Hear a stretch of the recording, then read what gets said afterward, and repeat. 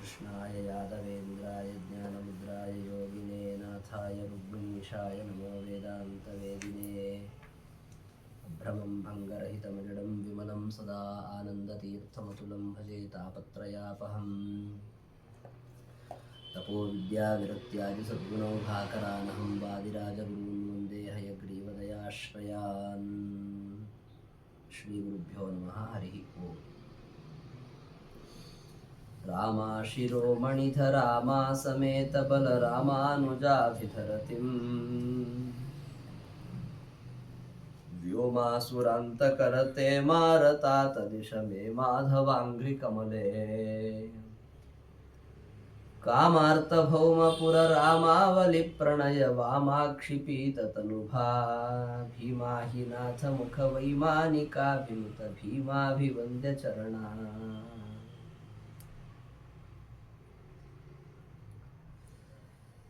ಭಗವಂತನ ಇನ್ನೂ ಅನೇಕ ಮಹಿಮೆಗಳನ್ನು ಹೇಳ್ತಾ ಹೇ ಮಾಧವ ತೇ ಅಂಘ್ರಿ ಕಮಲೆ ಮೇ ರತಿಂ ದಿಶಾ ಅಂತ ಪ್ರಾರ್ಥನೆ ಮಾಡ್ತಾ ಇದ್ದಾರೆ. ಹೇ ಭಗವಂತನೇ, ನಿನ್ನ ಪಾದ ಕಮಲಗಳಲ್ಲಿ ನನಗೆ ರತಿ ಅಂದರೆ ಭಕ್ತಿಯನ್ನು, ದಿಶಾ ಅಂದರೆ ಪ್ರದಾನ ಮಾಡು, ನಿನ್ನ ಪಾದ ಕಮಲಗಳಲ್ಲಿ ಭಕ್ತಿಯನ್ನು ಮಾಡುವಂತೆ ಮಾಡು ಅಂತ ಪ್ರಾರ್ಥನೆ ಮಾಡ್ತಾ ಇದ್ದಾರೆ. ಜೊತೆಗೆ ಭಗವಂತನ ಅನೇಕ ಮಹಿಮೆಗಳ ವರ್ಣನೆ ನಿನ್ನೆ ದಿವಸ ಹೇಳಬೇಕಾದ್ರೆ ಬಂತು. ಕೃಷ್ಣಾದಿ ಷಣ್ಮಹಿಳಾ ಅಂತ ಭಗವಂತನಿಗೆ ಷಣ್ಮಹಿಷಿಯರಿದ್ದಾರೆ ಅಂತ. ಅದರಲ್ಲಿ ಕೃಷ್ಣ ಅಂತ ಹೇಳಿ ಸತ್ಯಭಾಮೆಗೆ ಹೆಸರು ಅಂತ ನಾನು ಹೇಳಿದೆ. ಅವಳೊಬ್ಬಳೇ ಯಾಕಪ್ಪ, ಅವಳಕ್ಕಿಂತ ಮುಂಚೆ ರುಕ್ಮಿಣಿ ಇದ್ಲಲ್ಲ ಅಂದರೆ ಇಬ್ಬರು ಒಂದೇ ಅಂತನ್ನೋ ವಿಚಾರವೂ ಕೂಡ ಬಂದಿತ್ತು. ಇವಾಗ ಪ್ರತ್ಯೇಕವಾಗಿ ಹೇಳ್ತಾ ಇದ್ದಾರೆ. ಆ ಭಗವಂತ ಹೇಗೆ ಅಂದರೆ ಶ್ರೀ ಭೂ ಸಮೇತನಾದಂಥವನು. ಅವರೇ ಯಾರು ಅಂತಂದರೆ ರುಕ್ಮಿಣಿ ಸತ್ಯಭಾಮೆಯರು. ಶ್ರೀದೇವಿಯೇ ರುಕ್ಮಿಣಿಯಾಗಿ ಅವತರಿಸಿದರೆ ಭೂದೇವಿ ಸತ್ಯಭಾಮೆಯಾಗಿ ಅವತರಿಸಿದ್ದು ಅಂತ ವಿಷಯ. ಆ ಮಹಾಲಕ್ಷ್ಮಿಯ ಎರಡು ರೂಪಗಳು ಅಂತಂದರೆ ಬಹಳ ಉತ್ತಮವಾಗಿರುವಂತಹ ಸ್ವರೂಪ ಅವರದ್ದು, ಅಪ್ರಾಕೃತ ಚಿದಾನಂದ ಸ್ವರೂಪ. ಆದ್ದರಿಂದಲೇ ಸರಸ್ವತಿ ಭಾರತೀಯರೇ ಮೊದಲಾದ ಸಕಲ ದೇವತಾ ಸ್ತ್ರೀಯರಕ್ಕಿಂತಲೂ ಬಹಳ ಉತ್ತಮರಾದಂಥವರು. ಆದರೆ ಇಲ್ಲಿ ಹೇಳಬೇಕಾದ್ರೆ ರಾಮ ಶಿರೋಮಣಿ, ರಾಮ ಅನ್ನುವ ಆಕಾರ ಅಂತ ಶಬ್ದ ಏನಿದೆಯಲ್ಲ, ಇದು ಸ್ತ್ರೀಯರು ಅನ್ನುವ ಅರ್ಥವನ್ನು ಹೇಳುತ್ತೆ. ಅಂತಹ ಸ್ತ್ರೀಯರಲ್ಲಿ ಶಿರೋಮಣಿ ಅಂತಾಗಿರುವಂಥವರು ಅಂದರೆ ಶಿರೋರತ್ನ ಸ್ಥಾನದಲ್ಲಿ ಇದ್ದಂಥವರು ಉತ್ತಮರಾದವರು ಯಾರು ಅಂದರೆ ಧರಾ ಮತ್ತು ಮಾ. ಧರಾದೇವಿ ಮತ್ತು ಮಾ ಅಂದರೆ ಶ್ರೀದೇವಿ. ಇವರಿಬ್ಬರಿಂದ ಸಮೇತನಾದಂಥವನು ಭಗವಂತ. ಯಾಕೆಂದರೆ ಶ್ರೀಕೃಷ್ಣನನ್ನು ಸ್ಮರಿಸಬೇಕಾದ್ರೆ, ಧ್ಯಾನ ಮಾಡಬೇಕಾದ್ರೆ ಶ್ರೀಮದ್ ಆಚಾರ್ಯರು ತೋರಿಸಿಕೊಟ್ಟಿರುವಂತಹದ್ದು ನಮ್ಮ ತಂತ್ರಸಾರ ಸಂಗ್ರಹದಲ್ಲಿ ಏನು ಅಂತಂದರೆ, ಧ್ಯಾಯೇತ್ ಹರಿಣ್ಮಣಿನಿಭಂ ಜಗದೇಕ ವಂದ್ಯಂ ಸೌಂದರ್ಯ ಸಾರಂ ಅರಿಶಂಖ ವರಾಭಯಾನಿ ದೋರ್ಭಿರ್ದಧಾನಂ ಅಜಿತಂ ಸರಸಂ ಚ ಭೈಷ್ಮೀ ಸತ್ಯಾ ಸಮೇತಂ ಅಖಿಲಪ್ರದಂ ಇಂದಿರೇಶಂ ಅಂತ ಭೈಷ್ಮಿ ಸತ್ಯಾ ಸಮೇತನನ್ನಾಗಿ ಭಗವಂತನನ್ನು ಸ್ಮರಣೆ ಮಾಡಬೇಕು, ಶ್ರೀಕೃಷ್ಣನನ್ನು. ಆದ್ದರಿಂದ ಆ ರುಕ್ಮಿಣಿ ಸತ್ಯಭಾಮ ಸಮೇತನಾದ ಭಗವಂತನನ್ನು ಇಲ್ಲಿ ಉಲ್ಲೇಖ ಮಾಡ್ತಾ ಇದ್ದಾರೆ, ಭಕ್ತರ ಧ್ಯಾನಕ್ಕೆ ಉಪಯೋಗಿಯಾಗುವಂತೆ ವಾದಿರಾಜ. ಮತ್ತು ಭಗವಂತನಿಗೆ, ಪರಮಾತ್ಮನಿಗೆ ರಾಮಾನುಜ ಅಂತ ಹೆಸರಿದೆ. ರಾಮಾನುಜ ಅಂತ ಯಾಕ್ರಿ ದೇವ್ರ ಹೆಸರು? ದೇವ್ರ ಹೆಸರು ಅಂತಲೇ ತುಂಬ ಜನರಿಗೆ ಗೊತ್ತಿರಲ್ಲ. ಅದು ಕೆಲವರು ಲಕ್ಷ್ಮಣನ ಹೆಸರು ಅಂತ ತಿಳ್ಕೊಂಡಿರ್ತಾರೆ. ತಿಳ್ಕೊಳ್ಳಿ, ತೊಂದರೆ ಇಲ್ಲ. ಶ್ರೀಕೃಷ್ಣನಿಗೆ ರಾಮಾನುಜ ಅಂತ ಹೆಸರಿದೆ. ಯಾಕೆ ರಾಮಾನುಜ ಅಂತ ಹೆಸರು? ಅದು ಬರೀ ರಾಮಾನುಜ ಅಂತ ಹೇಳಿಬಿಟ್ರೆ ಗೊತ್ತಾಗಲ್ಲ, ಯಾರ್ಯಾರೋ ನೆನಪಾಗ್ತಾರೆ. ಅದಕ್ಕೆ ಶ್ರೀಮದ್ ಆಚಾರ್ಯರು ತೋರಿಸಿಕೊಟ್ಟ ಮಾರ್ಗದಲ್ಲಿ ಇಲ್ಲಿ ವಾದಿರಾಜರು ಅದನ್ನು ಸ್ವಲ್ಪ ನಿಮ್ಗೆ ತಕ್ಷಣ ಅರ್ಥ ಆಗತ್ತೆ ನೋಡ್ರಿ. ಬಲರಾಮಾನುಜ ಅಂದ್ಬಿಟ್ರೆ ಗೊತ್ತಾಗತ್ತೆ ಬಿಡಿ, ಬಲರಾಮನ್ ತಮ್ಮ. ಅದೇ ರಾಮಾನುಜ ಶಬ್ದದ ಅರ್ಥ. ಭಗವಂತ ಶ್ರೀಕೃಷ್ಣನನ್ನು ರಾಮಾನುಜ ಅಂತ ಯಾಕೆ ಕರೆಯೋದು ಅಂದರೆ, ರಾಮ ಅಂದರೆ ಬಲರಾಮ, ಬಲರಾಮನ ತಮ್ಮ ಅಲ್ವಾ ಶ್ರೀಕೃಷ್ಣ, ಅದಕ್ಕೆ ಅವನನ್ನು ರಾಮಾನುಜ ಅಂತ ಕರೆಯೋದು. ಅದನ್ನ ಇಲ್ಲಿ ತೋರಿಸ್ಕೊಟ್ಟಿದ್ದಾರೆ ನೋಡಿ. ರಾಮ ಶಿರೋಮಣಿಧ ರಾಮ ಸಮೇತ ಬಲರಾಮಾನುಜಾಭಿಧ ರತಿಂ ಪ್ರದಿಶ, ಭಕ್ತಿಯನ್ನು ನಮಗೆ ಕೊಡುವಂತ. ಆವಾಗಲೇ ನಾನು ಹೇಳಿದ್ದೀನಿ, ಇದು ಮಕಾರ ಘಟಿತವಾದ ಪ್ರಾಸ ಇರೋದ್ರಿಂದ ರಾಮ ರಾಮ ರಾಮ ಬಂತು. ಈಗ ಮುಂದೆ ವ್ಯೋಮ ಬರುತ್ತೆ. ವ್ಯೋಮಾಸುರಾಂತಕರ, ವ್ಯೋಮಾಸುರ ಅಂತ ಒಬ್ಬ, ಅವನನ್ನು ಭಗವಂತ ಗೋಕುಲದಲ್ಲಿದ್ದಾಗ ಸಂಹಾರ ಮಾಡಿದ.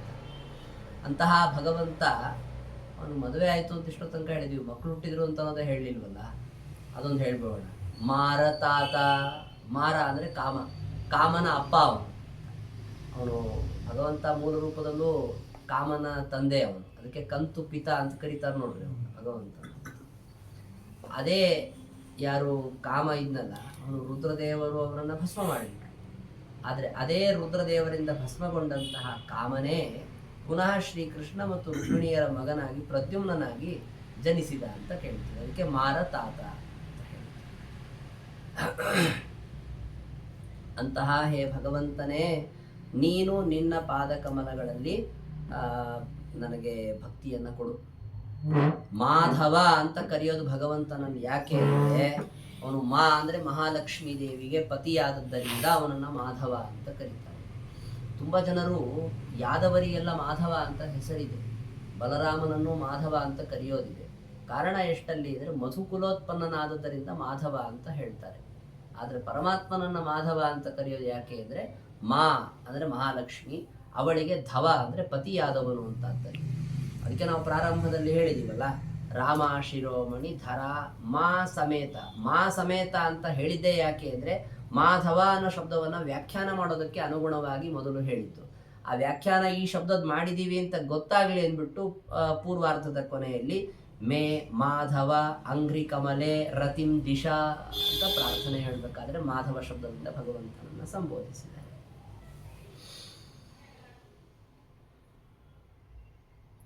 ಇವರೇ ಇಬ್ಬರು ಹೆಂಡತಿಯರು ಅಥವಾ 6 ಜನ ಹೆಂಡತಿಯರು ಅಂತ ಹಿಂಗೆ ಹೇಳಿಬಿಟ್ರೆ ತುಂಬ ಕಮ್ಮಿ ಆಗುತ್ತೆ. ಭಗವಂತನದ್ದು 16,108 ಜನ ಅಂತ ಒಂದು ಕಥೆ ಇದೆ. ಅವ್ರದ್ದೇನು ಕಥೆನೇ ಬರಲಿಲ್ವಲ್ಲಪ್ಪ ಅನ್ಕೋಬೇಡಿ, ಇಲ್ಲಿ ಬರುತ್ತೆ. ಭೌಮಾಸುರ ಬಂದು ಶುರು ಆಯ್ತು. ಕಾಮಾರ್ಥ ಭೌಮಪುರ ರಾಮಾವಲಿ ಪ್ರಣಯ ವಾಮಾಕ್ಷಿ ಪೀತ ತನುಭಾ ಭೀಮಾಹಿನಾಥ ಮುಖ ವೈಮಾನಿಕಾ ಕಿನುತ ಭೀಮಾದಿ ವಂದ್ಯ ಚರಣ. ಭೌಮಪುರ, ಭೌಮ ಅಂದರೆ ಯಾರ್ರಿ? ಭೂಮಿಯ ಮಗ ನರಕಾಸುರ. ನರಕಾಸುರ ಏನಿದ್ನಲ್ಲ ಅವನ ಪುರದಲ್ಲಿ ತುಂಬ ಜನರು ರಾಮ ಹೆಣ್ಣುಮಕ್ಕಳಿದ್ರು. 16,100 ಜನ ಇದ್ರು. ಅವರೆಲ್ಲರೂ ಕಾಮಾರ್ಥರಾಗಿದ್ದರು, ಅಂದರೆ ಭಗವಂತನನ್ನು ವಿವಾಹ ಮಾಡಿಕೊಳ್ಬೇಕೆಂಬ ಇಚ್ಛೆಯಿಂದ ಕೂಡಿದಂಥವರಾಗಿದ್ದರು. ಅದಕ್ಕೆ ತಾನೇ ಅವರು ಪುರುಷರಾಗಿದ್ದರೂ ಕೂಡ ತಾವು ಸ್ತ್ರೀಯರಾಗಿ ಹುಟ್ಟಿ ಅನಂತರದಲ್ಲಿ ಈ ತರಹ ಭಗವಂತನ ಮಡದಿಯರಾದಂಥದ್ದು. ಅವರೆಲ್ಲ ಅಗ್ನಿಪುತ್ರರು. 16,100 ಜನ ವಾಯುದೇವರನ್ನು ಕುರಿತು ತಪಸ್ಸು ಮಾಡಿ ಅವರು ಸ್ತ್ರೀಯರಾಗಿ ಮತ್ತೆ ನಾರಾಯಣ ದೇವರ ಸೇವೆಯನ್ನು ಬದರಿಕಾಶ್ರಮದಲ್ಲಿ ಮಾಡಿ ಹೀಗೆಲ್ಲ ತುಂಬ ಸುದೀರ್ಘವಾದಂತಹ ಪ್ರಕ್ರಿಯೆ ನಡೆದು ಅವರು ಇವಾಗ ಬಂದು ಭಗವಂತನ ಮಡದಿಯರಾಗಿದ್ದಾರೆ. ಅಂತಹ ಸುಂದರಿಯರ ಸಾಲು. ಅವರು ಪ್ರೀತಿಯಿಂದ ಪರಮಾತ್ಮನನ್ನು ನೋಡ್ತಾ ತಮ್ಮ ಸುಂದರವಾದ ನಯನಗಳಿಂದ ವಾಮಾಕ್ಷಿ ಪೀತ ತನುಭಾ, ಪರಮಾತ್ಮನ ದೇಹದ ಕಾಂತಿಯನ್ನು ತಮ್ಮ ಸುಂದರವಾದಂತಹ ನೋಟಗಳಿಂದ ಆಸ್ವಾದಿಸಿದ್ದಾರೆ, ಪಾನ ಮಾಡಿದ್ದಾರೆ.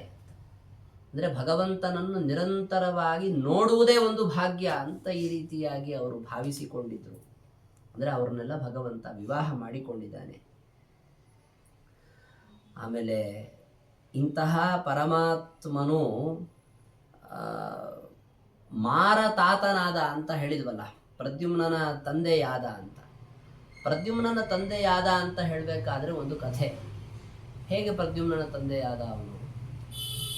ಪ್ರದ್ಯುಮ್ನ 2 ಸರಿ ಶ್ರೀಕೃಷ್ಣನ ಮಗನಾಗಿ ಜನ್ಮ ತಾಳಿದ್ದಾನೆ ರುಕ್ಮಿಣಿಯಲ್ಲಿ.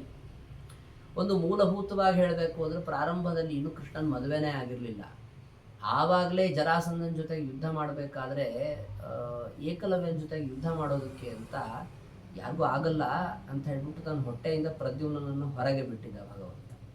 ದೇವರೊಳಗೆ ಎಲ್ಲರೂ ಇರ್ತಾರೆ ಅನ್ನೋದಕ್ಕೆ ನೋಡಿ, ಪ್ರದ್ಯುಮ್ನ ಭಗವಂತನೊಳಗೆ ಇದ್ದ, ಎತ್ತಿ ಹೊರಗೆ ಬಿಟ್ಟ.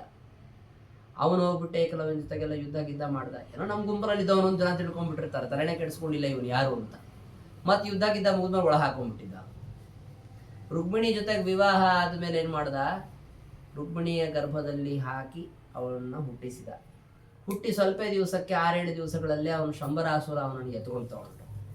ಅದು ಮೀನದಲ್ಲಿ ಹೋಗಿ ಅಲ್ಲಿ ಸಿಕ್ಕಾಕೊಂಡು ಅಲ್ಲಿಂದ ಹುಟ್ಟು ಬಂದು ಮತ್ತೆ ಶಂಬರಾಸುರನ ಮನೆಗೆ ಹೋಗಿ ಅಲ್ಲಿ ಒಂದು 4 ವರ್ಷ ಇದ್ದದ್ದು ಪ್ರದ್ಯುಮ್ನ.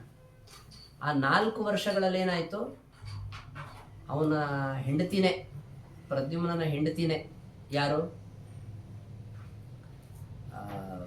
ರತಿ, ಶಂಬರಾಸುರನ ಕೈಯಲ್ಲಿ ಸಿಕ್ಕಾಕೊಂಡಿದ್ದವಳು. ಅವಳು ಈ ತನ್ನ ಗಂಡ ಬಂದ ಮೇಲೆ ಆ ಮಗುವನ್ನು ಬೆಳೆಸಿ 4 ವರ್ಷ ಅವನಿಗೆ ರಸಾಯನಗಳನ್ನೆಲ್ಲ ಹಾಕಿ ಬೆಳೆಸಿದ್ರೆ ಅವನು 16-18 ವರ್ಷ ಹುಡುಗ ಆದ ಬೆಳೆದ್ಬಿಟ್ಟ.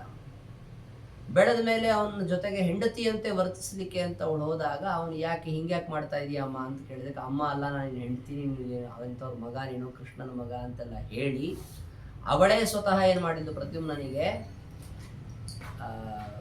ಮಂತ್ರವನ್ನು ಹೇಳ್ಕೊಟ್ರು. ಪರಶುರಾಮ ದೇವರ ಮಂತ್ರವನ್ನು ಹೇಳ್ಕೊಟ್ರು. ಪರಶುರಾಮ ದೇವರ ಮಂತ್ರವನ್ನ ಪಡೆದುಕೊಂಡು ಅದರ ಬಲದಿಂದಲೇ ಅವನೇನು ಮಾಡ್ದ, ಆ ಶಂಬರಾಸುರನ್ನು ಸಂಹಾರ ಮಾಡಿ ವಾಪಸ್ಸು ಬಂದ. ಇಲ್ಲಿಗೆ ದ್ವಾರಕೆಗೆ ಬಂದ. ದ್ವಾರಕೆಗೆ ಬಂದ ನಂತರದಲ್ಲಿ ಸುಮಾರು ವರ್ಷ ಆಯ್ತು, ಅವನ ಮದುವೆ ಆಯಿತು, ನಿಮ್ಮ ಮಕ್ಕಳಾದ್ರು, ಅದೆಲ್ಲ ಆದಮೇಲೆ ಅವನ ಮಗನೇ ಅನಿರುದ್ಧ ಅಂತ. ಅದಾದ ಮೇಲೆ ರುಕ್ಮಿಣಿ ಕೇಳಿದ್ಲು, ನನಗೊಬ್ಬ ಬಹಳ ಪ್ರಬಲನಾದಂತಹ ಶಾಸ್ತ್ರಗಳ ಜ್ಞಾನ ಇರುವಂಥ ಮಗ ಬೇಕು ಅಂತ ಕೇಳಿದ. ಹೌದಾ, ನಾನು ರುದ್ರದೇವ್ರ ಹತ್ರ ವರ ಕೇಳ್ತೀನಿ ಮಗ ಬೇಕು ಅಂತ ಹೇಳಿದ್ದೆ, ಅದಕ್ಕೆ ರುದ್ರದೇವ್ರ ಹತ್ರ ಹೋಗಿ ತಪಸ್ ಮಾಡ್ಕೊಂಡು ಬರ್ತೀನಿ ಅಂತ ರುದ್ರದೇವರ ಹತ್ರ ಕೈಲಾಸ ಪರ್ವತದಲ್ಲಿ ತಪಸ್ ಮಾಡೋದಕ್ಕೆ ಅಂತ 12 ವರ್ಷ ತಪಸ್ ಮಾಡ್ತೀನಿ ಭಗವಂತ ಹೋದ. 2 ದಿವಸಕ್ಕೆ ವಾಪಸ್ ಬಂದ್ಬಿಟ್ಟ. 12 ಗಂಟೆಗಳಲ್ಲಿ 12 ವರ್ಷಗಳ ತಪಸ್ಸನ್ನು ಮಾಡಿದ ಹಾಗೆ ಮಾಡಿಬಿಟ್ಟು ವಾಪಸ್ ಬಂದ್ಬಿಟ್ಟ. ಹೋಗುವಾಗ ಪ್ರದ್ಯುಮ್ನನ್ನು ಹೊಟ್ಟೆ ಒಳಗೆ ಹಾಕೊಂಡು ಹೋಗಿದ್ದ. ಮತ್ತೆ ಹೊಟ್ಟೆ ಒಳಗೆ ಹಾಕೊಂಡು ಹೋಗಿ ಅಲ್ಲಿ ಬದರಿಕಾಶ್ರಮದ ಹತ್ರ ಯಾವುದೋ ಒಬ್ಬ ವಕ್ರ ಅನ್ನೋ ಅಸುರ ಇದ್ದ, ಅವನನ್ನು ಸಂಹಾರ ಮಾಡೋದಕ್ಕೆ ಅಂತ ಪ್ರಸಂಗ ಬಂದಾಗ ಅವನನ್ನೇ ತನ್ನ ದೇಹದಿಂದ ಬೆಂಕಿಯ ರೂಪದಲ್ಲಿ ಹೊರಗೆ ಬಿಟ್ಟು ಅವನನ್ನು ಸಂಹಾರ ಮಾಡಿಸಿ ಮತ್ತೊಳಗೆ ಹಾಕೊಂಡಿದ್ದ. ಅವನು ರುದ್ರದೇವರ ಹತ್ರ ಹೋಗಿ ತಪಸ್ಸು ವ್ರತ ಅದೆಲ್ಲ ಅನುಷ್ಠಾನ ಆದ ಮೇಲೆ ಅವ್ರು ರುದ್ರದೇವರು ಬಂದರು, ಕಾಯ್ತಾ ಕೂತಿದ್ರು. ಅವರು ಮುಗಿದ ತಕ್ಷಣ ಬರಬೇಕು ಅಂತ ಬಂದು ವರ ಕೊಟ್ಟವರಂತೆ ನಟಿಸಿ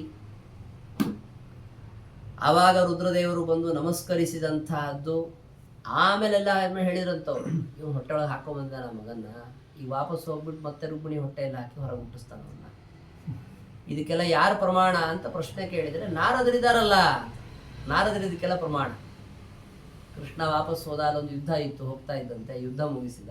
ಆಮೇಲೆ ರುಕ್ಮಿಣಿಯ ಗರ್ಭದಲ್ಲಿ ಅವನನ್ನು ಪ್ರದ್ಯುಮ್ನನ್ನು ಹಾಕಿದ. ಮತ್ತೇನು 9-10 ತಿಂಗಳು ಕಾಯೋ ಕಾರಣ ಇಲ್ಲ, ಸದ್ಯೋ ಗರ್ಭ. ಆಗಿಂದಾಗಲೇ ಅವಳು ಗರ್ಭವತಿ ಆದ್ಲು, ಮಗು ಹುಟ್ಟುಬಿಡ್ತು. ಹುಟ್ಟಿದ ಮಗು ಮೊದಲಿನಷ್ಟೇ ಒಂದೇ ಸರಿ ದೊಡ್ಡದಾಗಿ ಬೆಳೆದ್ಬಿಡ್ತು. ಇಷ್ಟು ಕಥೆ. ಇದರಲ್ಲೇನು ಅಂದರೆ, ಅಂತೂ ನಿಮ್ಗೆ ಕೃಷ್ಣ ಹೋಗ್ಬಿಟ್ಟು ರುದ್ರದೇವರು ನಮಸ್ಕಾರ ಮಾಡಿದ್ನಲ್ರಿ ಅಂತ ನೀವು ಹೇಳ್ತೀರಾ. ಆದರೆ ನಾವು ಹೇಳೋ ಕಥೆ ಏನು ಅಂದರೆ, ಭೀಮಾ ಹಿ ನಾಥ ಮುಖ ವೈಮಾನಿಕಾಭಿನುತ. ಭೀಮ ಅಂದರೆ ರುದ್ರದೇವರಿಗಿರುವಂತಹ ಹೆಸರು ಅದೊಂದು. ಹಾಗಾಗಿ ರುದ್ರದೇವರಿಂದಲೂ ಕೂಡ ಅಭಿನುತ, ನಮಸ್ಕರಿಸಲ್ಪಟ್ಟಂಥವನು ಭಗವಂತ. ವರ ಕೇಳೋದಕ್ಕೆ ಅಂತಲೇ ಒಂದು ಶ್ರೀಕೃಷ್ಣ ಅಲ್ಲಿ ತನಕ ಹೋದರೂ ಕೂಡ ರುದ್ರದೇವರಿಂದ ನಮಸ್ಕರಿಸಲ್ಪಟ್ಟ ಭಗವಂತ. ಏನು ನಿರ್ಧಾರ ರೀ, ರುದ್ರದೇವರು ವರ ಕೊಟ್ಟರು ಅಂತ ಅನ್ನೋದನ್ನು ನೀವು ಅದನ್ನೇ ನಿಜ ಅಂತ ಯಾಕೆ ಇಟ್ಕೋಬಾರ್ದು. ಇದು ಹೇಗೆ ಅಂದರೆ, ನಿಮಗೆ ಬೇಕಾಗಿರೋ ಕಥೆ ಬಂತು ಅಂದರೆ ನಿಜ ಅಂದ್ಬಿಡೋದು, ಬೇಡ ಅದು ಬಂದ್ಬಿಡ್ತು ಅಂತಂದರೆ ಅದನ್ನೇನು ಮಾಡ್ಬಿಡೋದು, ಅಸುರದ ಮೋಹನ ರೀ ಅನ್ನೋದು. ಇದು ಎಲ್ಲ ಕಡೆ ಇರೋದೇ ಹಾಗಲ್ವಾ. ನಮಗೆ ಅನುಕೂಲವಾಗಿ ಹೇಳಿದ್ದಾರೆ ಅಂದರೆ ಅದು ಪ್ರಮಾಣ, ನಮಗೆ ಪ್ರತಿಕೂಲವಾಗಿ ಹೇಳಿದ್ದಾರೆ ಅಂದರೆ ಪ್ರೌಢಿವಾದ ಅಂತ. ಹೀಗಿದ್ದಾಗೇನು ಅಂದರೆ, ನಮಗೆ ಬೇಡ ಆಗಿರೋ ಥರ ವಿಚಾರ ಬಂತು ಅಂತಂದರೆ ಅಸುರದ ಮೋಹನ ಅನ್ನೋದು, ಬೇಕಾಗಿರೋ ಥರ ಹೇಳಿದರೆ ಇದೇ ನಿಜ ರೀ ಅಂತ ಅನ್ನೋದು. ಹೀಗಾಯ್ತಲ್ಲ ಅಂದರೆ ಇಲ್ಲ, ಅದಕ್ಕೊಂದು ಕಥೆ ಇದೆ ರೀ. ಅಲ್ಲೂ ಕೂಡ ಏನು ಅಂತಂದರೆ, ಭೀಮ ಅಂದರೆ ರುದ್ರದೇವರಿಂದ ಅಭಿನುತ ಅಂದರೆ ನಮಸ್ಕಾರ ಮಾಡಲ್ಪಟ್ಟಂಥವ್ರು ಭಗವಂತ. ಯಾಕೆ? ಇದೇ ಪ್ರದ್ಯುಮ್ನನ ಕಥೆನೇ ತಗೊಳ್ಳಿ ಮುಂದುವರೆದು. ಪ್ರದ್ಯುಮ್ನನ ಮಗ ಯಾರು? ಅನಿರುದ್ಧ. ಅನಿರುದ್ಧನನ್ನ ಉಷಾ ಹರಣ ಮಾಡಿಸ್ಬಿಟ್ರು ಚಿತ್ರಲೇಖಾ ಕಡೆಯಿಂದ. ಬಾಣಾಸುರನ ಮಗಳವಳು. ಅವಳಿಗೆ ಸ್ವಪ್ನದಲ್ಲಿ ಈ ಅನಿರುದ್ಧನ ಜೊತೆಗೆ ಸೇರಿದಂಥ ಅನುಭವ ಆಯ್ತು ಅವಳಿಗೆ. ಆ ಅನುಭವ ಆಗಿ ಅವಳು ತನ್ನ ಈ ತರಹದ ಅನುಭವದಿಂದ ಅವನನ್ನೇ ವಿವಾಹ ಮಾಡ್ಕೊಳ್ಬೇಕು ಅಂತ ನಿರ್ಧಾರ ಮಾಡಿದ್ಲು. ಯಾಕೆಂದ್ರೆ ಅವ್ರು ಹೇಳಿದ್ರಂತೆ, ಪಾರ್ವತಿ ದೇವಿ ಅವಳಿಗೆ ಹೇಳಿದ್ರು, ಯಾರ ಜೊತೆಗೆ ನೀನು ಇಂಥ ದಿವಸ ಸ್ವಪ್ನದಲ್ಲಿ ಸೇರ್ತೀಯೋ ಅವನೇ ನಿನ್ನ ಗಂಡ ಅಂತ. ಇವನನ್ನ ನೋಡಿದ ತಕ್ಷಣ ಅವನ ಗುಣಲಕ್ಷಣಗಳನ್ನು ಹೇಳಿದ್ಮೇಲೆ ಚಿತ್ರಲೇಖಾ ಬರದ್ಲು ಚಿತ್ರ. ಇವನ ಕೃಷ್ಣನ ಮೊಮ್ಮಗ ಇವನು ಅಂತ ಹೇಳ್ಬಿಟ್ಟು ಅವಳು ಹೋಗಿ ದ್ವಾರಕೆಗೆ ಬಂದು ಕರ್ಕೊಂಡು ಹೋಗಿ, ತುಂಬ ಸುದೀರ್ಘವಾದ ಕಥೆ, ಮಧ್ಯದಲ್ಲೆಲ್ಲ ನಾರದರದೆಲ್ಲ ಪಾತ್ರ ತುಂಬ ಬರುತ್ತೆ. ಕರ್ಕೊಂಡು ಹೋದ್ಮೇಲೆ ಅಲ್ಲಿ ಅವನು ಎಷ್ಟೋ ದಿವಸ ಅವಳ ಜೊತೆ ಗೊತ್ತಾಗದೆ ಇದ್ಬಿಟ್ಟಿದ್ದ ಅಂತಃಪುರದಲ್ಲಿ. ಇವನು ಬಾಣಾಸುರ ಆಮೇಲೆ ಕಂಡಿಡಿದು ಆಮೇಲೆ ಅವನ ಜೊತೆ ಯುದ್ಧ ಮಾಡಿ ಅವನನ್ನು ಬಂಧನ ಮಾಡಿದ ಮೇಲೆ ನಾರದರು ಬಂದು ಸುದ್ದಿ ಹೇಳಿ ಕೃಷ್ಣ ಏನು ಮಾಡ್ದ, ಗರುಡನ ಮೇಲೆ ಈ ಬಲರಾಮ ಪ್ರದ್ಯುಮ್ನ ಇಬ್ಬರನ್ನು ಕರ್ಕೊಂಡು ಯುದ್ಧಕ್ಕೆ ಹೋದ. ಸುದೀರ್ಘವಾದ ಯುದ್ಧ ಆಯಿತು. ಬಾಣಾಸುರನ ಜೊತೆಗೆ ಯುದ್ಧ ಅಂತ ಹೆಸರಿಗಷ್ಟೇ. ಬಾಣಾಸುರನಕ್ಕಿಂತಲೂ ಮೊದಲು ಅನೇಕ ಜನ ದೇವತೆಗಳ ಜೊತೆಗೆ ಯುದ್ಧ ಮಾಡಬೇಕಾಯ್ತು. ಮೊದಲು ಬಂದಿದ್ದು ಎಲ್ಲಿಂದ ಪ್ರಾರಂಭ ಅಂದ್ರೆ ಜ್ವರ. ರುದ್ರದೇವ್ರದೊಂದು ಜ್ವರ ಇದೆ, ಶೈವ ಜ್ವರ. ಇವತ್ತಿನ ಜಗತ್ತಲ್ಲಿರೋ ಜ್ವರ ಎಲ್ಲ ಅವನದೇ ಜ್ವರ. ವೈಷ್ಣವ ಜ್ವರ ಯಾವುದೂ ಇಲ್ಲ, ಶೈವ ಜ್ವರ ಒಂದೇ. ಯಾಕೆಂದ್ರೆ ಅದು ಶೈವ ಜ್ವರ ಇತ್ತು, ಅದು 3 ಪಾದ, ಅದಕ್ಕೆ 3 ಕಾಲಿರುವಂಥದ್ದು. ಅದು ಭಗವಂತನ ಮೇಲೆ ಆಕ್ರಮಣ ಮಾಡಿತು.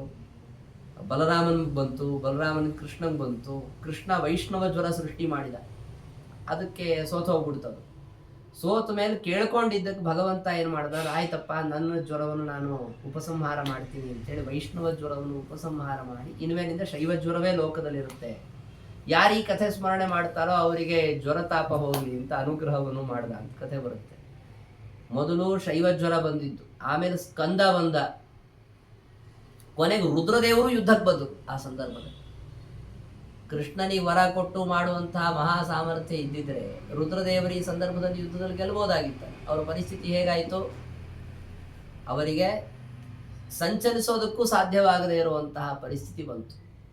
ಕೊನೆಗೆ ಬ್ರಹ್ಮದೇವರು ಬಂದು ಆ ರುದ್ರದೇವರನ್ನು ಕರ್ಕೊಂಡು ಹೋಗಿ ಕೃಷ್ಣನೊಳಗೆ ಪ್ರವೇಶವನ್ನು ಮಾಡಿ ಕೃಷ್ಣನ ಸ್ವರೂಪದಲ್ಲಿರುವಂಥ ಬಿಲ್ವವನ ಅಂತ ಒಂದು ಬಿಲ್ವ ವೃಕ್ಷಗಳಿರುವ ಕಾಡು, ಅದರೊಳಗೆ ಕರ್ಕೊಂಡು ಹೋಗಿ ಅಲ್ಲಿ ರುದ್ರದೇವರು ಒಂದು ರೂಪ, ಅದು ಸದಾ ತಪಸ್ಸಿನಲ್ಲಿ ಆಸಕ್ತವಾಗಿರುವಂಥದ್ದು. ಯಾಕೆ ಅಂದರೆ ರುದ್ರ ಪದವಿಯಲ್ಲಿ ಅವರಿರಬೇಕು ಅಂದರೆ ನಿರಂತರವಾಗಿ ಒಂದು ಕಡೆಗೆ ಅದೊಂದು ತರಹ ತಪಸ್ಸು ನಡೀತಾ ಇರಬೇಕು.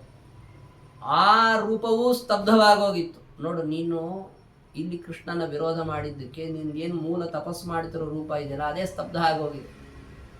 ಕೃಷ್ಣನಲ್ಲಿ ನೀನು ಶರಣಾಗತನಾಗದೇ ಇದ್ರೆ ನಿನಗೆ ಪಾರಾಗ್ಲಿಕ್ಕೆ ಸಾಧ್ಯ ಇಲ್ಲ ಅಂತ ರುದ್ರದೇವರು ಬೋಧನ ಮಾಡಿ ಭಗವಂತನಲ್ಲಿ ಶರಣಾಗತನನ್ನಾಗಿ ಮಾಡಿದ ಮೇಲೆ ರುದ್ರದೇವರು ಮತ್ತೆ ಮೊದಲಿನಂತೆ ಸ್ಥಿತಿಯನ್ನು ಹೊಂದಿದರು. ಇಂತಹ ಭಗವಂತನಿಗೆ ಅಧೀನವಾದ ಸತ್ತ ಪ್ರತೀತಿ ಪ್ರವೃತ್ತಿಗಳನ್ನು ಹೊಂದಿದಂತಹ ರುದ್ರದೇವರು ಭಗವಂತನಿಗೆ ವರ ಕೊಡ್ತಾರೆ ಅಂದರೆ ಹೇಗೆ ಸರಿ ಹೋಗುತ್ತೆ ಹೇಳ್ರಿ? ಸಾಧ್ಯವಿಲ್ಲ. ಆದ್ದರಿಂದ ಇದು ರುದ್ರದೇವರ ಬಗ್ಗೆ ಕಥೆ ಹೇಳ್ತಾ ಇರೋದು ನಾವು ಅಷ್ಟೇ. ಇದೊಂದೇ ಅಲ್ಲ, ಇದೇ ರುದ್ರದೇವರೇ ಮುಂದೆ ಶೇಷದೇವರಾಗ್ತಾರೆ ಅಲ್ವಾ? ಶೇಷದೇವರಂತೂ ಭಗವಂತನಿಗೆ ಎಷ್ಟರ ಮಟ್ಟಿಗೆ ಅಧೀನರು ಅನ್ನೋ ಕಥೆ ನಿಮ್ಗೆ ಗೊತ್ತೇ ಇದೆ. ಅದಕ್ಕೆ ಶೇಷದೇವರೊಬ್ಬರನ್ನು ಸೇರಿಸ್ತಾರೆ. ಭೀಮ ಆದಮೇಲೆ ಅಹಿನಾಥ. ಅಹಿನಾಥ ಅಂದರೆ ಶೇಷದೇವರು. ಭೀಮ, ಹಿನಾಥ, ಮುಖ, ವೈಮಾನಿಕ. ವೈಮಾನಿಕರು ವಿಮಾನದಲ್ಲೇ ಸಂಚರಿಸುವಂಥ ದೇವತೆಗಳು. ಅವರಿಂದ ಅಭಿನುತ ಅಂದರೆ ಸ್ತೋತ್ರ ಮಾಡಲ್ಪಟ್ಟಂಥವನು, ನಮಸ್ಕರಿಸಲ್ಪಟ್ಟಂಥವನು ಭಗವಂತನು. ಭೀಮ ಅಂತ ಹೆಸರು ಬಂದ ತಕ್ಷಣ ಮತ್ತೆ ನಿಮಗೆ ನೆನಪಾಗೋದು ರುದ್ರದೇವರು ನೆನಪಾಗೋದೇ ಇಲ್ಲ. ಪಾಂಡವರ ಪೈಕಿ ಭೀಮನೇ ನೆನಪಾಗ್ತಾನೆ. ಅವನು ನಮಸ್ಕಾರ ಮಾಡೇ ಮಾಡ್ತಾನೆ, ಅದ್ರ ಬಗ್ಗೆ ಏನು ಚಿಂತೆ ಇಲ್ಲ. ಭೀಮಾಭಿವಂದ್ಯ ಚರಣ.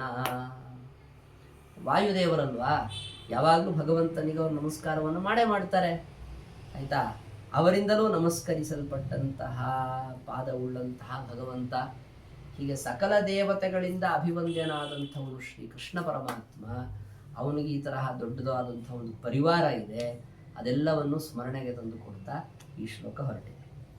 ರಾಮ ಶಿರೋಮಣಿಥ ರಾಮ ಸಮೇತ ಬಲ ರಾಮಾನುಜಾಭಿಧರತಿಂ ವ್ಯೋಮಾಸುರಾಂತಕರತೆ ಮಾರತಾತ ದಿಶಮೇ ಮಾಧವಾಂಘ್ರಿ ಕಮಲೆ ಕಾಮಾರ್ಥ ಭೌಮತನು ರಾಮಾವಲಿ ಪ್ರಣಯ ವಾಮಾಕ್ಷಿಪೀತ ತನುಭಾ ಭೀಮಾಹಿನಾಥ ಮುಖ ವೈಮಾನಿಕಾ ವಿನುತ ಭೀಮಾಭಿವಂದ್ಯ ಚರಣ. ಮುಂದಿನ 2 ಶ್ಲೋಕಗಳು ಜೋಡಿ ಶ್ಲೋಕಗಳು. ಒಂದೇ ಶ್ಲೋಕ ತಗೊಂಡು ಅರ್ಥ ಹೇಳೋಕ್ಕಾಗಲ್ಲ, 2 ಶ್ಲೋಕಗಳು. ಅದಕ್ಕೆ 2 ಶ್ಲೋಕ ಜೋಡಿ ಇರೋವಂಥದ್ದು ಅಂತ ತೋರಿಸೋದಕ್ಕೇನೆ ಅವರು 2 ಕಡೆ ಒಂದೇ ಪ್ರಾಸ ಇಟ್ಟಿದ್ದಾರೆ. ಕ್ಷಕಾರ ಪ್ರಾಸ ಇಟ್ಟಿದ್ದಾರೆ ಎಲ್ಲ ಕಡೆಗೂ ಕೂಡ. ಇದರಲ್ಲಿ ಇಡೀ ಪಾಂಡವರ ಕಥೆ ಬಂದೋಗ್ಬಿಟ್ಟಿದೆ. ಈ 2 ಶ್ಲೋಕ ನೋಡ್ಬಿಟ್ರೆ ಇಡೀ ಪಾಂಡವರ ಕಥೆ ಸಂಗ್ರಹಿತವಾಗೋಗ್ಬಿಟ್ಟಿದೆ. ಶ್ರೀಕೃಷ್ಣ ಯಾವ್ಯಾವ ಸಂದರ್ಭದಲ್ಲಿ ಪಾಂಡವರಿಗೆ ಅನುಗ್ರಹ ಮಾಡಿದ್ದಾನೆ ಎಲ್ಲ ಇದರೊಳಗೆ ಬಂದೋಗ್ಬಿಟ್ಟಿದೆ. ಸಕ್ಷ್ವೇಲ ಭಕ್ಷ ಭಯ ದಾಕ್ಷಿಶ್ರವೋ ಗಣ ಜಲಾಕ್ಷೇಪ ಪಾಶಯಮನಂ ಲಾಕ್ಷಾಗೃಹಜ್ವಲನ ರಕ್ಷೋ ಹಿಡಿಂಬಕ ಭೈಕ್ಷಾನ್ನ ಪೂರ್ವ ವಿಪದಃ ಅಕ್ಷಾನುಬಂಧ ಭವ ರೂಕ್ಷಾಕ್ಷರ ಶ್ರವಣ ಸಾಕ್ಷಾನ್ ಮಹಿಷ್ಯವಮತಿ ಕಕ್ಷಾನುಯಾನಮಥಮಕ್ಷ್ಮಾಪಸೇವನಮಭೀಕ್ಷ್ಣಾಪಹಾಸಮಸತಾಂ ಚಕ್ಷಾಣ ಏವ ನಿಜ ಪಕ್ಷಾಗ್ರಭೂದಶ ಶತಾಕ್ಷಾತ್ಮಜಾತಿ ಸುಹೃದಾಂ ಆಕ್ಷೇಪಕಾರಿ ಕುನೃಪಾಕ್ಷೋ ಹಿಣಿ ಶತಬಲಾಕ್ಷೋಭದೀಕ್ಷಿತ ಮನಾಃ ತಾರ್ಕ್ಷ್ಯಾಸಿ ಚಾಪದರ ತೀಕ್ಷ್ಣಾರಿ ಮುಖ್ಯ ನಿಜ ಲಕ್ಷ್ಮಾಣಿ ಚಾಪ್ಯಗಣಯನ್ ವೃಕ್ಷಾಲಯ ಧ್ವಜರಿ ರಕ್ಷಾಕರೋ ಜಯತಿ ಲಕ್ಷ್ಮೀಪತಿರ್ಯದುಪತಿ ಲಕ್ಷ್ಮೀಪತಿ ಯದುಪತಿ ಜಯತಿ ಇದೇ ಪ್ರಧಾನವಾದಂತಹ ಶಬ್ದಗಳು ಈ ಎರಡು ಶ್ಲೋಕಗಳು. ಯದುಪತಿಯಾಗಿರುವಂತಹ ಲಕ್ಷ್ಮೀಪತಿಯಾದ ಭಗವಂತನು ಜಯತಿ ಅಂದರೆ ಉತ್ಕೃಷ್ಟನಾಗಿದ್ದಾನೆ ಅಂತ ಅರ್ಥ. ಭಗವಂತನ ಸರ್ವೋತ್ತಮತ್ವವನ್ನು ಪ್ರತಿಪಾದನೆ ಮಾಡೋದು ಅಂತನ್ನುವಂತಹದ್ದು ಯತಿಗಳ ಆದ್ಯ ಕರ್ತವ್ಯ ಅಲ್ವಾ. ಪ್ರತಿಯೊಬ್ಬ ವೈಷ್ಣವರ ಕರ್ತವ್ಯವೇ, ಅದರಲ್ಲಿಯೂ ಯತಿಗಳ ಆದ್ಯ ಕರ್ತವ್ಯ. ಅದಕ್ಕೆ ಲಕ್ಷ್ಮೀಪತಿ ಯದುಪತಿ ಜಯತಿ, ಸರ್ವೋತ್ಕೃಷ್ಟನಾಗಿದ್ದಾನೆ. ಶ್ರೀಮದ್ ಆಚಾರ್ಯರು ಹೇಳ್ತಾರೆ ನೋಡ್ರಿ, ನರಸಿಂಹೋಖಿಲಾಜ್ಞಾನ ಮತಧ್ವಾಂತ ದಿವಾಕರ ಜಯತಿ, ನರಸಿಂಹ ಜಯತಿ ಅಂತ ಭಗವಂತನ ಸರ್ವೋತ್ಕರ್ಷವನ್ನು ಹೇಳಲಾಗ್ತದೆ. ಭಗವಂತನ ಸರ್ವೋತ್ಕರ್ಷ ಅಂತನ್ನೋದನ್ನು ಅದೇ ರೀತಿಯಲ್ಲಿಯೇ ಹೇಳೋದು ಪ್ರತಿಯೊಬ್ಬರ ಕರ್ತವ್ಯ. ಆಚಾರ್ಯರು ಶಿಕ್ಷಣ ಮಾಡಿಕೊಟ್ಟಿತ್ತು. ಅದನ್ನು ನರಸಿಂಹದೇವರ ಬಗ್ಗೆನೇ ಹೇಳಬೇಕು ಅಂತಿಲ್ಲ, ಕೃಷ್ಣನ ಬಗ್ಗೆನೂ ಹೇಳ್ಬೋದು. ವಾದಿರಾಜರು ಅದನ್ನು ಕೃಷ್ಣನ ಬಗ್ಗೆ ಹೇಳ್ತಾ ಇದ್ದಾರೆ. ಪರಮಾತ್ಮ ಏನು ಮಾಡ್ದ ಅಂತಂದರೆ, ಪಾಂಡವರಿಗೆ ಏನೇನಾಯಿತು ಅದೆಲ್ಲವನ್ನು ಕೂಡ ನೋಡ್ತಾನೇ ಇದ್ದ.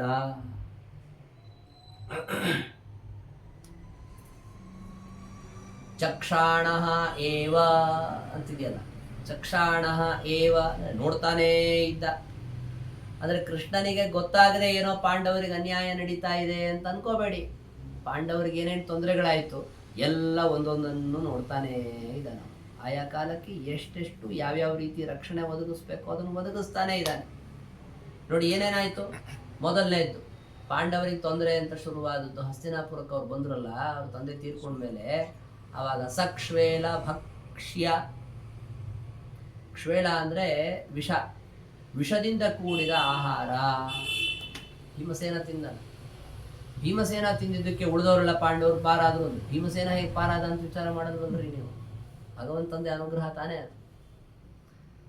ಆಮೇಲೆ ಮಲ್ಕೊಂಡಿದ್ನಲ್ಲ, ಅವನ ಮೇಲೆ ಎಲ್ಲ ಹಾವುಗಳನ್ನು ತಂದುಬಿಟ್ರು. ಇಲ್ಲಿ ಭಯದ ಅಕ್ಷಿಶ್ರವೋ ಗಣ, ಭಯವನ್ನು ನೀಡುವಂತಹ ಅಕ್ಷಿಶ್ರವ ಅಂದರೆ ಯಾರಿಗೆ ಕಣ್ಣೆ ಕಿವಿಯೋ ಅಂತಹ ಹಾವುಗಳು, ಅವುಗಳ ಸಾಲು ಸಾಲಾಗಿ ತಂದು ಬಿಟ್ಟರೆ ಮಲಗಿದ ಭೀಮಸೇನ ಅಲ್ಲೇ ಅವುಗಳನ್ನು ಹೊಸಕಾಕ್ಬಿಟ್ಟ, ಎದೆ ಮೇಲೆ ಬಿದ್ದಿರುವಂತಹ ಹಾವುಗಳನ್ನು. ಅದರಲ್ಲಿ ಕೆಲವೊಂದು ನೋಡ್ದ, ಅದೀಗ ಸಾಯುವಂತಹ ಹಾವಲ್ವಲ್ಲ ಅನ್ನಿಸ್ತು, ದೂರ ಎತ್ತಿ ಬಿಸಾಕಿ. ನೋಡಿ, ಅಷ್ಟು ಮಲ್ಕೊಂಡಿರೋ ನಿದ್ದೆಗಳಲ್ಲೂ ಕೂಡ ಭೀಮಸೇನ ಯಾವುದನ್ನು ಸಾಯಿಸ್ಬೋದು, ಯಾವುದನ್ನು ಬದುಕಿಸ್ಬೇಕು, ಯಾವ್ದು ಕೊನೆಗೆ ಪ್ರಳಯ ಕಾಲಾದಿಗಳನ್ನು ಉಪಯೋಗಕ್ಕೆ ಬೀಳುತ್ತೆ ಅಂತಹ ಹಾವುಗಳನ್ನು ಸಾಯಿಸಲಿಲ್ಲ. ಅವನು ಎತ್ತಿ ದೂರಕ್ಕೆ ಬಿಸಾಕ್ಬಿಟ್ಟ, ವಾಪಸ್ ಹೊಟ್ಟೋಗೋವೆಲ್ಲ.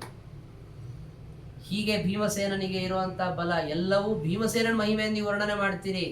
ಭೀಮಸೇನನ್ನು ಹೋಗಿ ಕೇಳ್ರಿ, ಇದು ಯಾರ್ದಪ್ಪ ಮಹಿಮೆ ಅಂತ, ಕೃಷ್ಣನ ಮಹಿಮೆ ಅಂತ ಹೇಳ್ತಾರೆ. ಭೀಮಸೇನ ಅಂತಷ್ಟೇ ಅಲ್ಲ, ಪ್ರತಿಯೊಂದು ಹಂತದಲ್ಲಿ ಎಲ್ಲ ಪಾಂಡವರು ಅದನ್ನೇ ಅನುಸಂಧಾನ ಮಾಡಿಕೊಂಡು. ಕುಂತಿ ಉತ್ತರೆಯ ಗರ್ಭದ ರಕ್ಷಣೆಯನ್ನು ಕೃಷ್ಣ ಮಾಡಿದ ಸಂದರ್ಭದಲ್ಲಿ ಸ್ತೋತ್ರ ಮಾಡಿದಾಗ ಒಂದು ಮಾತು ಹೇಳ್ತಾಳೆ. ಅಲ್ಲಿಯೂ ಕೂಡ ಇದೇ ಮಾತು ಬರುತ್ತೆ. ದೇವಕಿಯನ್ನ ಹೇಗೆ ನೀನು ರಕ್ಷಣೆ ಮಾಡಿದೀಯೋ ಹಾಗೆ ವಿಮೋಚಿತ ಅಹಂಚ ಸಹಾತ್ಮಜ ವಿಭೋ ತ್ವಯೈವ ನಾಥೇನ ಮುಹುರ್ವಿಪದ್ಗಣ. ಅದೇ ತರಹ ನನ್ನನ್ನು ಮಕ್ಕಳ ಸಮೇತ ನೀನು ರಕ್ಷಣೆ ಮಾಡಿದೀಯಪ್ಪ ಅಂತ ಹೇಳ್ಬಿಟ್ಟು ಅವಳು ಏನೇನು ಸಂಗ್ರಹ ಮಾಡಿದ್ರು ನೋಡಿ, ಇದೇ ಸಂಗ್ರಹ ಅಲ್ಲಿರೋದು, ಅಥವಾ ಅಲ್ಲಿರೋ ಸಂಗ್ರಹ ಇಲ್ಲಿ ನೀವು ಯಾವ ಥರ ಇಟ್ಕೋತೀರಿ ಇಟ್ಕೊಳ್ಳಿ. ವೇದವ್ಯಾಸ ದೇವರು ಆ ಕುಂತಿ ಮಾಡಿದ ಸ್ತೋತ್ರ ಹೇಗೆ ಸಂಗ್ರಹ ಮಾಡಿದ್ದಾರೆ ಅದೇ ಕ್ರಮದಲ್ಲಿ ಇಲ್ಲಿ ಬಂದಿದೆ. ಅಲ್ಲಿ ನೋಡ್ರಿ, ವಿಷಾತ್ ಮಹಾಗ್ನೇಃ ಪುರುಷಾದ ದಂಶನಾತ್ ಅಸತ್ಸಭಾಯಾ ವನವಾಸ ಕೃಚ್ಛ್ರತಃ ಮೃಧೆ ಮೃಧೆ ಅನೇಕ ಮಹಾರಥಾಸ್ತ್ರತಃ ದ್ರೌಣ್ಯಸ್ತ್ರತಶ್ಚಾಸ್ಮ ಹರೇಭಿರಕ್ಷಿತಾ ಅಂತ ಯಾವ್ಯಾವುದರಿಂದ ನಮ್ಮನ್ನು ರಕ್ಷಣೆ ಮಾಡಿದೀಯಾ? ವಿಷದಿಂದ ರಕ್ಷಣೆ ಮಾಡಿದೀಯಾ. ಅಲ್ಲಿ ವಿಷಾದ ಅಂತ ಒಂದೇ ಇದೆ, ಅದನ್ನು ಎರಡು ಥರ ವ್ಯಾಖ್ಯಾನ ಮಾಡಿದ್ದಾರೆ ವಾದಿರಾಜರು. ಒಂದೇನು ಊಟದಲ್ಲಿ ಹಾಕಿದ ವಿಷ, ಇನ್ನೊಂದು ಹಾವಿನ ವಿಷ, ಎರಡಿದೆ ಅಲ್ವಾ. ಅವರು ವೇದವ್ಯಾಸದೇವರು ಸೂತ್ರಕಾರರಲ್ವಾ, ಅವರು ಸಣ್ಣದಾಗಿ ಹೇಳಿದ್ದಾರೆ, ಅದನ್ನು ಬಿಡಿಸ್ಕೋಬೇಕು ನೀವು. ಈಗ ಸಕ್ಷ್ವೇಲ ಭಕ್ಷ ಭಯದ ಅಕ್ಷಿಶ್ರವೋಗಣ ಆಯಿತು. ಮುಂದೆ ಜಲಾಕ್ಷೇಪ, ಜಲದಲ್ಲಿ ತಳ್ಳಿದ್ದು ಭೀಮಸೇನನನ್ನು, ಮತ್ತೆ ಪಾಶಗಳಿಂದ ಅವನನ್ನು ಕಟ್ಟಿದ್ದು. ಅವನು ನೀರೊಳಗೆ ಬಿದ್ದ ಮೇಲೆ ಎಚ್ಚರ ಆಯಿತು, ಮೈಯನ್ನು ಸಡಲಿಸ್ಕೊಂಡ, ಮೇಲಕ್ಕೆ ಎದ್ದು ಬಂದ. ಕೆಳಗಲ್ಲೆಲ್ಲೋ ಹೋದ, ಪಾತಾಳಕ್ಕೆ ಏನೋ ಕುಂಡಿಕೆಗಳಲ್ಲಿ ಏನೋ ರಸ ಕೊಟ್ಟರು, ಕುಡ್ದ, ಅವೆಲ್ಲ ಕಥೆಗಳು ಪ್ರಕ್ಷಿಪ್ತ. ಅದು ಆಚಾರ್ಯರಿಗೆ ಸಮ್ಮತವಾದ ಕಥೆ ಅಲ್ಲ ಅದೆಲ್ಲ. ಅದಕ್ಕೆ ಅದನ್ನೆಲ್ಲ ತಗೊಂಡಿಲ್ಲ, ಇಲ್ಲಿ ಬಿಟ್ಬಿಟ್ಟಿದ್ದಾರೆ. ಆಮೇಲಿಂದ ಎದ್ದು ಹೊರಗೆ ಬಂದ ಮೇಲೆ ಏನಾಯ್ತು, ಲಾಕ್ಷ ಗೃಹ ಜ್ವಲನ. ಇಲ್ಲೇನು ಇವರು ಉಪಯೋಗ ಆಗಲ್ಲ, ಇವ್ರನ್ನ ಎತ್ತಿಲಿಂದ ಕಳಿಸ್ಬೇಕು ಅಂತ ಲಾಕ್ಷಾಗೃಹ ಎಲ್ಲಿ ಕಟ್ಟಿದ್ರು, ವಾರಣಾವತಕ್ಕೆ ಕಳಿಸ್ಕೊಟ್ರು. 13 ವರ್ಷ ಆಗಿತ್ತು ಪಾಂಡವರು ಹಸ್ತಿನಾಪುರಕ್ಕೆ ಬಂದು. ಆಮೇಲೆ ವಾರಣಾವತಕ್ಕೆ ಹೋಗಿದ್ದವು. ವಾರಣಾವತದಲ್ಲಿ ಲಾಕ್ಷಾಗೃಹ ಜ್ವಲನ ಇವ್ರಿಗೆ ಹತ್ತಲಿಲ್ಲ, ಇವರೇ ಸುಟ್ಟಾಕಿದ್ರು ಅದನ್ನ. ಆದ್ರೆ ಇವರು ಸತ್ತೋದ್ರು ಅಂತಾನೆ ಲೋಕದಲ್ಲಿ ಪ್ರಚಾರ ಆಯ್ತಲ್ವಾ. ಅಲ್ಲಿಂದ ಹೊರಗೆ ಬಂದು ತಪ್ಪಿಸ್ಕೊಂಡು ಹೋದ್ರೆ ರಕ್ಷೋ ಹಿಡಿಂಬನ ಸಂಹಾರ ಮಾಡ್ಬೇಕಾದ್ ಬಂತು. ಹಿಡಿಂಬನನ್ನು ಬಿಟ್ಟ ಮೇಲೆ ಮುಂದೆ ಅವನು ಸಂಹಾರ ಮಾಡಿದ ಮೇಲೆ ಬಕ, ಏಕಚಕ್ರನಗರದಲ್ಲಿ ಬಕಾಸುರನನ್ನ ಸಂಹಾರ ಮಾಡಬೇಕಾಯಿತು. ಮತ್ತೆ ಆ ಬಕಾಸುರನನ್ನು ಸಂಹಾರ ಮಾಡೋ ತನಕ ಅಲ್ಲಿದ್ದಾಗ ಪ್ರತಿ ದಿವಸ ಭಿಕ್ಷೆ ಕೇಳಿ ಊಟ ಮಾಡುವಂತಹ ಪರಿಸ್ಥಿತಿ. ಪೂರ್ವ ವಿಪದ, ಇವೇ ಮೊದಲಾದ ಆಪತ್ತುಗಳು. ಆಮೇಲೇನೋ ಸ್ವಲ್ಪ ವಾಪಸ್ ಬಂದ್ರಪ್ಪ, ಮದುವೆ ಆಯಿತು ದ್ರೌಪದಿ ಜೊತೆಗೆ. ಹಸ್ತಿನಾಪುರದಲ್ಲಿ ಒಂದು 5 ವರ್ಷ ಇದ್ದರು. ಆಮೇಲೆ ಇಂದ್ರಪ್ರಸ್ಥದಲ್ಲಿ ಒಂದು 23 ವರ್ಷ ಇದ್ದರು. ಸ್ವಲ್ಪ ಅದು ಚೆನ್ನಾಗಿರೋ ಕಾಲ ಅಂತ ಇಟ್ಕೊಳ್ಳಿ. ಆಮೇಲೆ ಮತ್ತೆ ಅಕ್ಷಾನುಬಂಧ ಭವ ರೂಕ್ಷಾಕ್ಷರ ಶ್ರವಣ. ಅಕ್ಷ ಅಂದ್ರೇನು, ದಾಳಗಳನ್ನು ಹಾಕಿ ದ್ಯೂತಾಡೋದು. ಅದರ ನಿಮಿತ್ತದಿಂದ ಬಂದಿರುವಂತಹ ರೂಕ್ಷ ಅಕ್ಷರಗಳನ್ನ, ಕೆಟ್ಟ ಮಾತುಗಳನ್ನ ಕೇಳಬೇಕಲ್ಲ. ಅದನ್ನು ಹೇಗೋ ಕೇಳ್ಬಿಡಬಹುದು. ಸಾಕ್ಷಾತ್ ಮಹಿಷಿ, ಪಾಂಡವರ ಮಹಿಷಿ ಆದಂತಹ ದ್ರೌಪದಿಗೆ ಆದ ಅವಮಾನ, ಇದನ್ನೆಲ್ಲ ಕೃಷ್ಣ ನೋಡ್ತಾನೆ ಇದ್ದ. ಅಲ್ಲಿ ಇರಲಿಲ್ಲ ಅಂತ ನೀವು ಅನ್ಕೋಬೇಡಿ, ಅವನು ನೋಡ್ತಾನೆ ಇದ್ದ. ಇದೆಲ್ಲವನ್ನೂ ನೋಡ್ತಾ ಇದ್ದಾನೆ. ಕೊನೆಗೆ ಕಕ್ಷಾನು ಯಾನಂ, ಕಾಡಿಗೆ ಕಕ್ಷ ಅಂದ್ರೆ ಕಾಡು, ಕಾಡಿಗೆ ಅಂತ ಹೋದಂತಹದ್ದು. ಮತ್ತೆ ವನವಾಸದಲ್ಲಿ ಮತ್ತೆ ಆದಂತಹದ್ದೆಲ್ಲ ಸಮಸ್ಯೆಗಳಿರಲಿ. ಅದಾದ್ಮೇಲೆ ಅಜ್ಞಾತವಾಸದಲ್ಲಿ 1 ವರ್ಷ ಕಳಿಬೇಕು. ಅಜ್ಞಾತವಾಸದಲ್ಲಿ ಅಧಮ ಕ್ಷ್ಮಾಪ ಸೇವನಂ, ತಮ್ಮಕ್ಕಿಂತಲೂ ಅಧಮನಾದಂತಹ ಒಬ್ಬ ಕ್ಷ್ಮಾಪ ಅಂದ್ರೆ ಭೂಮಿಯನ್ನ ಕಾಪಾಡಿದ ರಾಜ ಯಾರು, ವಿರಾಟ. ಅವನ ಸೇವೆ ಮಾಡ್ಕೊಂಡಿರ್ಬೇಕಲ್ಲ. ನೀವು ನಿಮ್ಮ ಮನಸ್ಸಿನ ಸಮಾಧಾನಕ್ಕೆ ನಾವು ಸ್ವಯಂ ಪಾಕ, ಅದಕ್ಕೆ ನಾನು ಅಡಿಗೆವನಾದೆ, ನಾನು ಸನ್ಯಾಸಿ ಆದೆ, ನಾನು ರಾಜಂತ ಪಕ್ಕಕ್ಕೆ ಕೂತ್ಕೊಂಡೆ, ಅವೆಲ್ಲ ನಾವು ಏನಿದ್ರು ನಾವು ಸೇವೆ ಮಾಡಿದ್ರು ಯುಧಿಷ್ಠಿರನಿಗೆ ಮಾಡ್ತಾ ಇದ್ದೀವಿ. ಅದು ನಿಮ್ಮ ಅನುಸಂಧಾನ ಆಯಿತು. ಜನರಿಗೆ ಕಂಡಿದ್ದು ಮಾತ್ರ ಏನು, ಪಾಂಡವರು ತಮ್ಮಕ್ಕಿಂತ ಕೆಳಮಟ್ಟದ ರಾಜನ ಸೇವೆ ಮಾಡಬೇಕಾಗಿ ಬಂತು ಅಂತಾನೆ ತಾನೆ. ಇದೆಲ್ಲ ಅಸತಾಂ ಅಭೀಕ್ಷ್ಣಾಪಹಾಸಂ. ಸಜ್ಜನರು ಯಾರೋ ಇದಕ್ಕೆ ಹಾಸ್ಯ ಮಾಡಲ್ಲ, ದುರ್ಜನರಂತೂ ಹಾಸ್ಯ ಮಾಡ್ತಾರೆ. ಅವರೇ ಜಾಸ್ತಿ ಜನ ಇರೋದು ಲೋಕದಲ್ಲಿ. ಹೀಗಾಗಿ ಇದನ್ನೆಲ್ಲ ಇಷ್ಟೆಲ್ಲ ನಗ್ತಾ ಇದ್ದಾರೆ ಜನ, ನಮ್ಮ ಪಾಂಡವರು ನೋಡಿದ್ರೆ ಅನ್ನೋದನ್ನ ಚಕ್ಷಾಣ ಏವ ನೋಡ್ತಾನೆ ಭಗವಂತ ಇದ್ದ. ಇವರೆಲ್ಲ ಪಾಂಡವರು ನನ್ನ ಪಕ್ಷದವರು.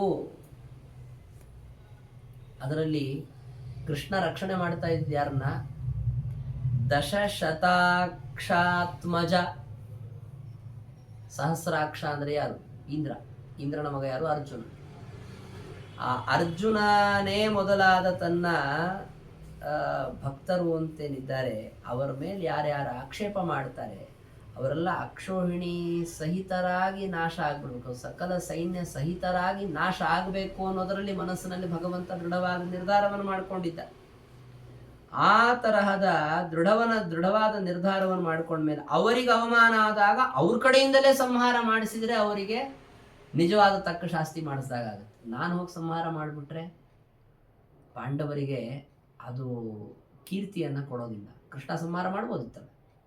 ನೋಡಿ, ಪಾಂಡವರು ಎಲ್ಲ ವನವಾಸದಲ್ಲಿ ಸುತ್ತಾ ಹೋಗ್ಬಿಟ್ಟು ದ್ವಾರಕೆ ಸಮೀಪದಲ್ಲಿ ಬಂದಿದ್ರಂತೆ. ಕೃಷ್ಣ ಅವಾಗ ಭೇಟಿ ಮಾಡೋದಕ್ಕೆ ಬಂದಿದ್ದ.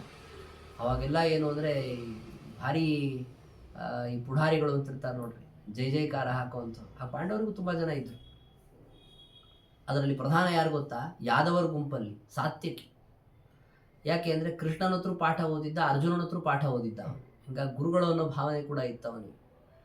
ಅದಕ್ಕೆ ಅವನು ಹೇಳಿದಂತೆ ಆ ಪಾಂಡವರು ಹೀಗಿರೋದು, ಅವ್ರು ಕಷ್ಟಪಡ್ತಿರೋದು, ಕಾಡಲ್ಲಿ ಇದ್ದುಕೊಂಡು ಈ ಥರ ಎಲ್ಲ ಸರಿಯಾಗಿ ಮಾಮೂಲಿ ರಾಜೋಚಿತವಾದ ವಸ್ತ್ರ ಆಭೂಷಣ ಇಲ್ಲದೇ ಇರುವಂಥ ಸ್ಥಿತಿ ನೋಡ್ಬಿಟ್ಟು ಅವ್ನು ಬೇಜಾರು ಮಾಡ್ಕೊಂಡು ಏನು ಹೇಳ್ದ ಗೊತ್ತಾ ಅವನು, ನಾವೆಲ್ಲ ಸೇರಿ ಇವಾಗಲೇ ಹೋಗ್ಬಿಟ್ಟು ದುರ್ಯೋಧನನ ಮೇಲೆ ಆಕ್ರಮಣ ಮಾಡಿ ಅವ್ರನ್ನೆಲ್ಲ ಸಂಹಾರ ಮಾಡಿ,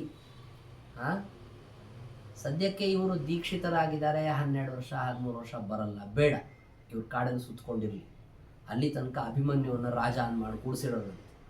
ಇವ್ರು ಬಂದ ಮೇಲೆ ಯುಧಿಷ್ಠಿರ ರಾಜ ಆಗ್ತಾನೆ, ನಾವೆಲ್ಲ ಇವಾಗಲೇ ಯುದ್ಧಕ್ಕೆ ಹೋಗೋಣ ಅಂತ ಸಾತ್ಯಕಿ ಎದ್ದಿದ್ದ. ಅವಾಗ ಶ್ರೀಕೃಷ್ಣ ಪರಮಾತ್ಮ ಹೇಳ್ತಾನಿಲ್ಲ, ಇನ್ನೊಬ್ಬರ ಭುಜಬಲದಿಂದ ಬಂದಿರುವಂತಹ ರಾಜ್ಯವನ್ನು ಪಾಂಡವರು ಇಷ್ಟಪಡೋದಿಲ್ಲ, ಸ್ವಂತ ಅವರೇ ಯಾವಾಗ ತಾವು ಪರಾಕ್ರಮವನ್ನು ತೋರೋದಕ್ಕೆ ಅಂತ ಯುದ್ಧಕ್ಕೆ ಇಳಿತಾರಲ್ಲ, ಆವಾಗ ನೀವುಗಳು ಅವ್ರಿಗೆ ಸಹಕಾರ ಮಾಡಿದರೆ ಬೇಕಾದಷ್ಟಾಯಿತು ಅಂತ ಹೇಳಿದಾಗ ಹೌದೌದು ಅಂತ ಪಾಂಡವರು ಹೇಳಿದರು ಅಂತ ಕಥೆ ಬರುತ್ತೆ. ಆದ್ದರಿಂದ ಬೇರೆಯವ್ರಿಗಲ್ಲ, ಸ್ವತಃ ತಾನೇ ಭಗವಂತನು ತನ್ನ ಆಯುಧಗಳನ್ನು ಪಕ್ಕಕ್ಕಿಟ್ಟು ಸುಮ್ಮನೆ ಯುದ್ಧದಲ್ಲಿ ಅರ್ಜುನನ ರಕ್ಷಣೆಗೆ ಅಂತ ನಿಂತ್ಕೊಂಡ ಅಷ್ಟೇ. ಯುದ್ಧದಲ್ಲಿ ಪರಮಾತ್ಮ ನಾನು ಆಯುಧಗಳನ್ನು ಹಿಡಿಯೋದಿಲ್ಲ ಅಂತ ಹೇಳಿದ, ಅದರಿಂದ ಮಾಡಿದ್ದೇನು, ಪಾಂಡವರಿಗೆ ಕೀರ್ತಿಯನ್ನು ಕೊಟ್ಟ. ನೋಡಿ, ದಾರ್ಕ್ಷ್ಯ, ಅಸಿ, ಚಾಪ, ಶರ, ತೀಕ್ಷ್ಣಾರಿ ಇವೆಲ್ಲ ಭಗವಂತನ ಆಯುಧಗಳಿವು. ಒಂದು ವಾಹನ, ಅದರ ಭಗವಂತನ ಲಕ್ಷ್ಮ ಅಂದರೆ ಗುರುತುಗಳು ಅಂತ ಹೇಳ್ತಾ ಇದ್ದಾರೆ. ತಾರ್ಕ್ಷ್ಯ ಅಂದರೆ ಗರುಡ. ಗರುಡನು ಯುದ್ಧದಲ್ಲಿ ಭಾರಿ ಸಹಕಾರ ಮಾಡ್ತಾ ಇದೆ, ಬರೀ ವಾಹನ ಥರ ಅಲ್ಲರೇ ಅವನು. ಪರಮಾತ್ಮ ನರಕಾಸುರನ ಜೊತೆ ಯುದ್ಧ ಮಾಡೋಕ್ಕೆ ಅಂತ ಹೋದಾಗ ಒಂದು ಕಾಲು ಭಾಗ ಸೈನ್ಯವನ್ನ ಗರುಡನೇ ನಾಶ ಮಾಡಿಬಿಟ್ಟಿದ್ದ. ಯಾಕೆ ಕೃಷ್ಣ ಮೇಲೆ ಕೂತ್ಕೊಂಡು ತನ್ನ ಪಾಡಿ ತಾನು ಯುದ್ಧ ಮಾಡ್ಬೇಕಾದ್ರೆ ಗರುಡ ಸುಮ್ಮನೆ ಏನು ಮಾಡೋದು, ಅದಕ್ಕೆ ತನ್ನ ರೆಕ್ಕೆಯಿಂದ ಹೊಡೆಯೋದು, ಕಾಲಿಂದ ಕಿತ್ತಾಕೋದು, ಕೊಕ್ಕೆಯಿಂದ ಚುಚ್ಚೋದು, ಹೀಗೆ ಮಾಡಿಬಿಟ್ಟು ಸಾಕಷ್ಟು ಸೈನ್ಯವನ್ನು ನಾಶ ಮಾಡಿದ್ದಿದೆ. ಈಗ ಗರುಡನ ಮೇಲೆ ಕೂತ್ಕೊಂಡು ಬಂದ್ಬಿಟ್ಟಿದ್ರೆ ಅರ್ಧ ದುರ್ಯೋಧನಾದಿಗಳ ಸೈನ್ಯ ನಾಶ ಆಗೋಗ್ತಿತ್ತಲ್ರಿ, ಅನುಕೂಲ ಆಗ್ತಿತ್ತಲ್ವಾ. ಅವ್ನು ಭಗವಂತ ಹಾಗೆ ಮಾಡಲಿಲ್ಲ. ಗರುಡ ನೀನು ಬರಲೇಬೇಡ ಈ ಕಡೆಗೆ ಅಂತ ಹೇಳಿ, ಖಡ್ಗ ಇಲ್ಲವೇ ಇಲ್ಲ, ತನ್ನ ಬಿಲ್ಲು ಬಿಟ್ಬಿಟ್ಟ, ಮತ್ತೆ ಶರ ಬಾಣಗಳು ತೀಕ್ಷ್ಣವಾದ ತನ್ನ ಚಕ್ರ ಅದನ್ನು ಅಗಣಯನ್ ಇವ್ಯಾವುದನ್ನು ಲೆಕ್ಕಿಸಲಿಲ್ಲ. ಕೇವಲ ಕೃಷ್ಣ ಮಾಡಿದೇನು, ವೃಕ್ಷಾಲಯ ಧ್ವಜ ರಿರಕ್ಷಾಕರಃ. ವೃಕ್ಷಾಲಯ ಅಂದರೆ ಕಪಿ, ಕಪಿವರ ಕೇತನ ಯಾರು ಅರ್ಜುನ, ಕಪಿಧ್ವಜ ಅಲ್ವನು. ವೃಕ್ಷಾಲಯ ಧ್ವಜ ಅವನ ಅರ್ಜುನನ ರಕ್ಷಣೆ ಮಾಡೋದಕ್ಕೆ ಅಂತನೇ ಕಟಿಬದ್ಧನಾಗಿ ಭಗವಂತ ನಿಂತ್ಕೊಂಡಿದ್ದಾನೆ. ಅಂತಹ ಭಗವಂತ ಸರ್ವೋತ್ತಮ. ಯಾಕೆಂದರೆ ಒಬ್ಬರನ್ನ ರಕ್ಷಣೆ ಮಾಡಬೇಕು ಅಂದ್ರೆ ಆಯುಧ ಅದು ಇದೆಲ್ಲ ಬೇಕಾಗತ್ರಿ, ಅದನ್ನೆಲ್ಲ ಬಿಟ್ಟು ರಕ್ಷಣೆ ಮಾಡಿದಾನಲ್ಲ ನೋಡಿ. ಅರ್ಜುನನಿಗೇನೂ ಆಗದೆ ಇರೋ ಥರ ನೋಡ್ಕೊಂಡು. ಇದರಲ್ಲಿ ಏನೊಂದು ಬಿಟ್ಟಿದ್ದಾರೆ ಗೊತ್ತಾ, ಭಗವಂತನ ಎಲ್ಲ ಲಕ್ಷಣಗಳು ಅದ್ಬಿಟ್ಟ ಇದ್ಬಿಟ್ಟ ಅಂತ ಹೇಳಿದ್ದಾರೆ, ಒಂದನ್ನು ಮಾತ್ರ ಸೇರಿಸಿಲ್ಲ ನೋಡ್ರಿ ಇಲ್ಲಿ, ಅದನ್ನು ಗಮನಿಸ್ಬೇಕಾ. ಯಾವುದದು? ಶಂಖ. ಯಾಕೆ ಶಂಖ ಇಟ್ಕೊಂಡಿದ್ದಾನೆ. ತಾರ್ಕ್ಷ್ಯ, ಅಸಿ, ಚಾಪ, ದರ ಅಂತ ಹಾಕ್ಬೋದಿತ್ತಿಲ್ಲ, ಶರ ಅಂತ ಹಾಕಿದ್ದಾರೆ ಅಲ್ಲಿ. ಯಾಕೆ ಬಾಣ ತಗೊಂಡೋಗಿಲ್ಲ, ಅದು ದರ, ಶಂಖ ಮಾತ್ರ ತಗೊಂಡೋಗಿಲ್ಲ. ಯುದ್ಧದಲ್ಲಿ ಆವಾಗ ಶಂಖ ಊದ್ತಿದ್ದಂತೆ. ಒಂದು ಸಂದರ್ಭದಲ್ಲಿ ಹೀಗಾಯಿತು, ಜಯದ್ರಥನ ಸಂಹಾರ ಆಗೋ ದಿವಸದಲ್ಲಿ ಭಗವಂತ ಅರ್ಜುನನನ್ನ ವ್ಯೂಹದ ಅತಿ ಮಧ್ಯದಲ್ಲಿ ಕರ್ಕೊಂಡು ಹೋಗ್ಬಿಟ್ಟಿದ್ದಾನೆ. ಹೊರಗಿದ್ದವ್ರು ಒಳಗೆ ಹೋಗಿ ಏನಾಗ್ತಾ ಇದೆ ನೋಡಕ್ಕೂ ಬರಲ್ಲ, ಬರೀ ಪಾಂಚಜನ್ಯ ಧ್ವನಿ ಕೇಳಿಸ್ತಾ ಇದೆ. ಮೊದಲೆಲ್ಲ ಏನಾಗ್ತಾ ಇತ್ತು ಅಂದ್ರೆ ಗಾಂಡಿವ ಧ್ವನಿ ಕೇಳಿಸ್ತಿತ್ತಂತೆ. ಗಾಂಡಿವದ ಧ್ವನಿಯನ್ನು ಮೀರಿದ ಧ್ವನಿ ಯಾವುದು ಅಂದ್ರೆ ಪಾಂಚಜನ್ಯದ ಧ್ವನಿ. ಗಾಂಡಿವ ಧ್ವನಿ ಕೇಳಿಸ್ತಾ ಇದೆ ಅಂದ್ರೆ ಯುಧಿಷ್ಠಿರನಿಗೆ ಒಂದು ನೆಮ್ಮದಿ, ಅರ್ಜುನ ಬದುಕಿದ್ದಾನೆ ಅಂತ. ಯಾವಾಗ ಪಾಂಚಜನ್ಯ ಧ್ವನಿ ಕೇಳಕ್ ಶುರು ಆಗ್ಬಿಡ್ತು, ಗಾಂಡಿವ ಧ್ವನಿ ಕೇಳಿಸ್ತಾ ಇಲ್ಲ, ಆಚಾರ್ಯರು ಅದನ್ನು ವರ್ಣನೆ ಮಾಡ್ತಾರೆ. ನಶ್ರೂಯತೆ ಗಾಂಡಿವಸ್ಯಾದ್ಯ ಘೋಷಃ ಸಂಶ್ರೂಯತೆ ಪಾಂಚಜನ್ಯಸ್ಯ ಘೋಷಃ. ಇದರಿಂದ ನನಗೇನು ಅನಿಸ್ತಾ ಇದೆ ಅಂದ್ರೆ ಅವ್ರು ಯುಧಿಷ್ಠಿರ ಅನ್ಕೊಂಡಿದ್ದು ಅರ್ಜುನನಿಗೆ ಏನಾಗಿದೆಯೋ ಏನೋ, ಅದಕ್ಕೆ ಕೃಷ್ಣನೇ ಸ್ವಂತ ತಾನು ಯುದ್ಧ ಮಾಡಕ್ ಶುರು ಮಾಡಿಬಿಟ್ಟಿದ್ದಾನೆ, ಅದಕ್ಕೆ ಕೋಪಕ್ಕೊಳಗಾಗಿ ಪಾಂಚಜನ್ಯ ಊದ್ತಾ ಇದ್ದಾನೆ. ಭೀಮಸೇನ ಹೇಳಿದಂತೆ ಕೃಷ್ಣ ರಕ್ಷಣೆ ನಿಂತಾಗ ಅರ್ಜುನನಿಗೆ ಏನಾರ ಆಗತ್ತೆ ಅಂತ ಸಂದೇಹ ಪಡೋದು ತಪ್ಪು. ಇಲ್ಲ ಅವನಿಗೆ ಭಾರಾರು ಜಾಸ್ತಿ ಆಗಿದೆ ಅರ್ಜುನನಿಗೆ ಅಂತ ಅನ್ಸತ್ತೆ. ಅವನಿಗೇನಾಗಿರ್ಲಿಕ್ಕಿಲ್ಲ, ಅವನಿಗೊಬ್ಬನಿಗೆ ನಿರ್ವಾಹ ಮಾಡೋಕ್ಕಾಗ್ತಿಲ್ಲ, ಸಹಾಯಕ್ಕೆ ಕೃಷ್ಣನು ಯುದ್ಧ ಮಾಡ್ತಿರ್ಬೋದಲ್ಲ ಅಂತ. ಅವ್ನು ಮಾಡಲ್ಲ ಅಂತ ಒಂದ್ಸರಿ ಹೇಳಿದ್ಮೇಲೆ ಅವ್ನು ಮಾಡಲ್ಲ ಅಂತೀವ್. ಕೊನೆ ಭಾಳ ಒತ್ತಾಯ ಮಾಡಿದ್ದಕ್ಕೆ ಸಾತ್ಯಕಿಯನ್ನು ಕಳಿಸಿದ್ರು. ಸಾತ್ಯಕಿ ಕಳಿಸಿದ್ರು, ಅವನು ಸಾಕಾಗಲ್ಲ ಅಂತ ಅಂದ್ಬಿಟ್ಟು ಮತ್ತೆ ಭೀಮಸೇನ ಬಂದ. ಭೀಮಸೇನ ಸಾತ್ಯಕಿ ಇಬ್ಬರು ಹೋಗಿ ನೋಡಿದ್ರು. ನೋಡಪ್ಪ ಭೀಮಸೇನಿಗೆ ಹೇಳಿ ಕಳಿಸಿದಂತೆ ಯುಧಿಷ್ಠಿರ, ಅರ್ಜುನ ಆರಾಮಾಗಿದ್ದಾನೆ, ಯುದ್ಧ ಮಾಡ್ತಾ ಇದ್ದಾನೆ ಅಂತ ನಿಮ್ಗೆ ಖಾತ್ರಿ ಆದ್ಮೇಲೆ, ಅಲ್ಲಿ ನೋಡಿದ ಮೇಲೆ ಒಂದ್ಸರಿ ನೀನು ಸಿಂಹನಾದ ಮಾಡು, ತಿಳ್ಕೊಳ್ತೀನಿ ನಾನು ಆರಾಮಾಗಿದ್ದಾನೆ ಅವನ ಅರ್ಜುನ ಅಂತ. ಹೋಗಿ ನೋಡಿ ಅವನು ಆರಾಮಾಗಿದ್ದಾನೆ, ಏನು ತೊಂದರೆ ಇಲ್ಲ ನಿರ್ಧಾರ ಆದ್ಮೇಲೆ ಒಂದು ಸಿಂಹನಾದ ಮಾಡಿದ್ಮೇಲೆ ಇವನು ಸಮಾಧಾನ ಆಯ್ತು.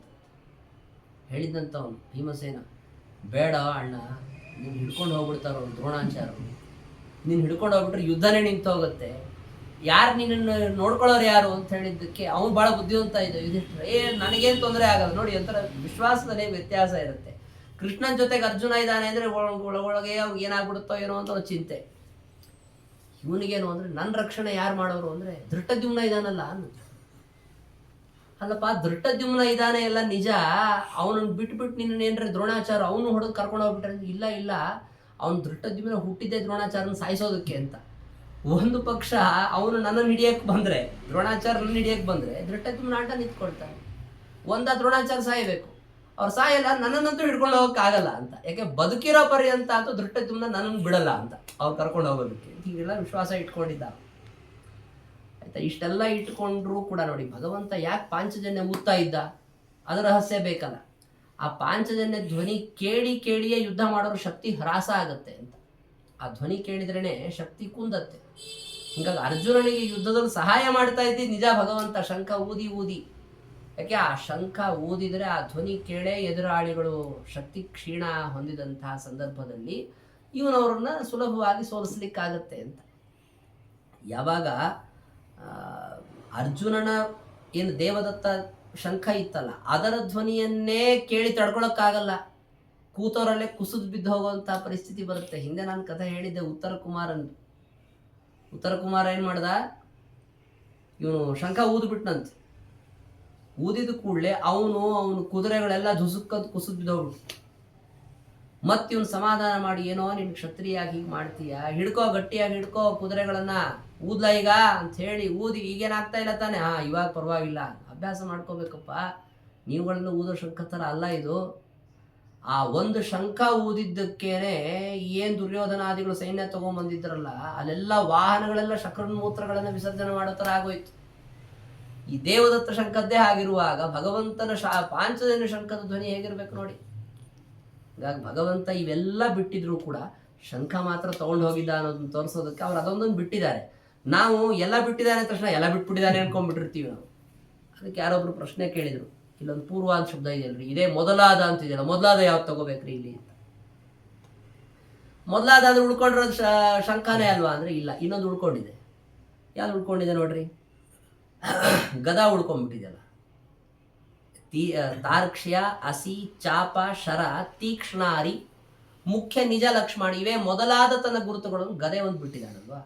ಹಿಂಗಾಗಿ ಆದಿಪದದಿಂದ ನೀವು ಗದೆ ತಗೋಬಹುದು, ಶಂಖ ಉಳ್ಕೊಳ್ಳುತ್ತೆ. ಶಂಖ ಊದಿದ ಅನ್ನೋದನ್ನು ತಗೊಳ್ಬೇಕಾಗ್ತದೆ. ಹೀಗೆ ಭಗವಂತ ರಕ್ಷಣೆ ಮಾಡ್ತಾ ಇದ್ದಾನೆ. ಯದುಪತಿ ಶ್ರೀಕೃಷ್ಣ ಹೀಗೆ ರಕ್ಷಣೆ ಮಾಡಿದ ಅನ್ನುವಂತಹ ವಿಚಾರವನ್ನ ನಾವಿಲ್ಲಿ ತಗೊಳ್ಬಹುದು. ಹೀಗೆ ಪಾಂಡವರ ರಕ್ಷಣೆಯನ್ನ ಮಾಡಿದ್ದನ್ನೇ ವಿಸ್ತಾರವಾಗಿ ಹೇಳಿ ಇಲ್ಲಿಗೆ ಕೃಷ್ಣಾವತಾರದ ಕಥೆಯನ್ನ ಸಮಾಪನ ಮಾಡಿದ್ದಾರೆ. ಎಷ್ಟು ಶ್ಲೋಕ ಇದೆ? 3 ಶ್ಲೋಕ ಇದೆ, ನಾಳೆ ಮುಗಿಸೋಣ. ಶ್ರೀಕೃಷ್ಣ ಅರ್ಪಣಮಸ್ತು.